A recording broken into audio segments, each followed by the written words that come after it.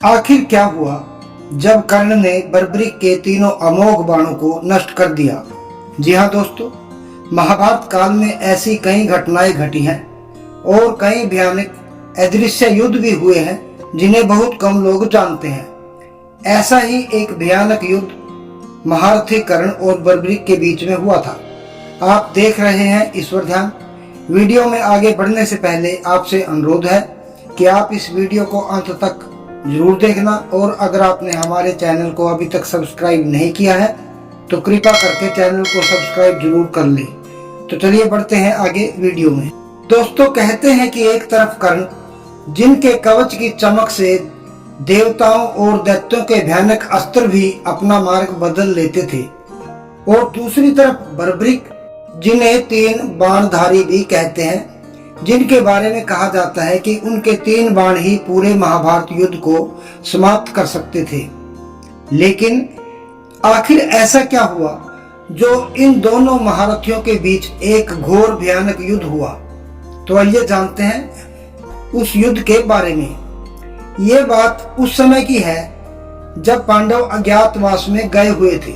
महाभारत शुरू होने के पहले जब पांडव अज्ञातवास में गए हुए थे, तब श्री कृष्ण जी अर्जुन के साथ घटोत्कच की गुफा में महाभारत युद्ध का प्रस्ताव लेकर पहुंचते हैं। तो वो देखते हैं कि उनके पीछे कौरवों का एक गुप्तचर लगा हुआ है।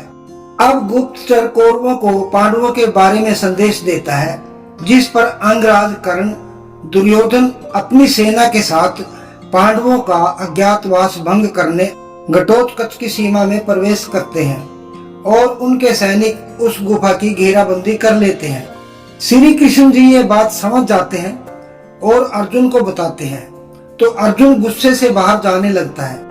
तब श्री कृष्ण जी ने अर्जुन को रोकते हुए कहा कि नहीं पार्थ, यह समय तुम्हारे सामने आने का नहीं है। ये तुम क्या कर रहे हो? तुम अज्ञातवास भोग रहे हो। वो तुम्हारा अज्ञातवास भंग करने के लिए ही यहाँ आए हैं। इस पर वहां मौजूद बर्बरीक कहते हैं कि माधव, मैं महारथी कर्ण को रोकूंगा, या तो शांति से या फिर द्वंद्व से। इस पर श्री कृष्ण जी कहते हैं कि बर्बरीक, क्या आपको महारथी कर्ण की शक्ति का अंदाजा भी है? उन्हें रोकना इतना आसान कार्य नहीं है। तो बर्बरीक कहते हैं कि प्रभु, लगता है आपको मेरी शक्ति का भी अंदाजा नहीं है, और वो उनको प्रणाम करके गुफा से बाहर चले आते हैं। बर्बरीक अपनी गुफा के बाहर निकलकर कर्ण और दुर्योधन को प्रणाम करते हैं और कहते हैं कि कहो तातश्री, कैसे आना हुआ? तब दुर्योधन कहते हैं कि बालक, हमें तुम्हारे कक्ष में जाना है, हमें किसी की तलाश है। बर्बरीक कहता है कि मेरे रहते हुए आपकी ये इच्छा पूर्ण हो ही नहीं सकती। इस पर दुर्योधन क्रोध में कहता है कि बालक, अपनी मृत्यु को गले मत लगाओ। बर्बरीक मुस्कुराते हुए कहता है कि आप दोनों तो धुरंधर हो, आप प्रयास कर सकते हो। तभी दुर्योधन कहता है कि सैनिकों, इसे यहाँ से हटाओ। तभी सैनिक आगे बढ़ते हैं, लेकिन बर्बरीक अपने पैरों को धरती में मारकर उन सैनिकों को धरती पर गिरा देता है। अब दुर्योधन कर्ण से कहते हैं कि मित्र, ये बालक कोई साधारण बालक नहीं है, इसे तुम्हारे जैसे योद्धा ही परास्त कर सकते हैं। तब कर्ण कहता है कि बालक, हमारे मार्ग से हट जाओ, नहीं तो तुम्हें मुझसे युद्ध करना होगा। बर्बरीक कहता है कि अंगराज कर्ण, आप भी प्रयास कर लीजिए। तभी महारथी कर्ण अपने रथ से नीचे उतरते हैं और बर्बरीक की ओर धनुष के प्रत्यंचा खींचते हैं और तीर को बर्बरीक की ओर छोड़ देते हैं। तभी इतनी जोर से हवा उठती है कि सारे सैनिक उड़ जाते हैं, लेकिन बर्बरीक एक भी कदम पीछे नहीं हटता। अब कर्ण सोच में पड़ जाता है, लेकिन तभी बर्बरीक अपने धनुष की प्रत्यंचा खींचते हैं और छोड़ देते हैं, जिस पर दुर्योधन रथ से नीचे गिर जाता है। यह देखकर बर्बरीक जोर जोर से हंसने लगता है और कहता है कि आप ठीक तो हो तातश्री। इस पर दुर्योधन कहता है कि तुम्हारी ये मजाल, कुटिल बालक, और कर्ण से कहता है कि इस बालक को नरक दिखा दो मित्र। तभी कर्ण अपने दिव्यास्त्र से बर्बरिक पर प्रहार करता है, जिस पर बर्बरिक कर्ण पर कुटुंब अस्त्र चलाकर उसे नष्ट कर देता है। इसके बाद ये युद्ध चलता रहता है। दोनों वीर योद्धा और भी भयानक दिव्यास्त्र छोड़ते हैं। इसी बीच बर्बरिक एक बाण छोड़ते हैं जो दुर्योधन की ओर बढ़ता है, जिसे कर्ण अपने बाण से रोक लेता है।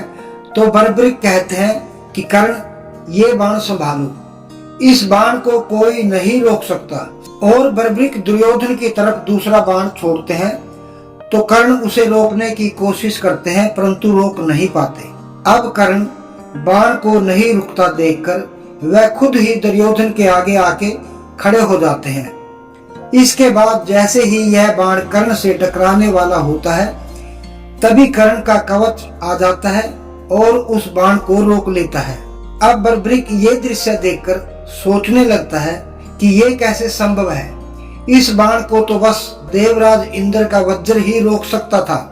तभी दुर्योधन कहता है, ये सूर्यपुत्र कर्ण है, इसके पास अमृत से बना हुआ कवच है जो कि स्वयं ईश्वर भी नहीं तोड़ सकते, इसलिए तुम्हारे सारे प्रयास विफल हो जाएंगे बालक। तभी इसी बीच वहां पर श्री कृष्ण जी पहुंचते हैं और कहते हैं कि पुत्र बर्बरिक, तुम इनके मार्ग से हट जाओ, इन्हें देखने दो जो भी देखना है। और दुर्योधन से कहते हैं कि जाओ भ्राता दुर्योधन, तुम देख लो जो भी देखना चाहते हो। इसके बाद दुर्योधन और कर्ण अंदर जाते हैं, परंतु वहां उन्हें कुछ भी नहीं मिलता, क्योंकि भगवान श्री कृष्ण ने अर्जुन को अपनी लीला से अदृश्य कर दिया था। इस प्रकार कर्ण और बर्बरिक का युद्ध भी समाप्त हो जाता है और कर्ण और दुर्योधन अपनी सेना के साथ वापस निराश हस्तिनापुर लौट आते हैं। तो साथियों, ये थी जानकारी कर्ण और बर्बरिक के युद्ध के बारे में। ये वीडियो आपको कैसी लगी कृपा करके कमेंट बॉक्स में जरूर बताना। अगर ये वीडियो आपको अच्छी लगी हो तो कमेंट बॉक्स में जय श्री कृष्ण जरूर लिख देना और वीडियो को लाइक कर देना। मिलते हैं इसी प्रकार की एक और वीडियो में, तब तक के लिए जय श्री कृष्ण, जय श्री राम, जय माता दी।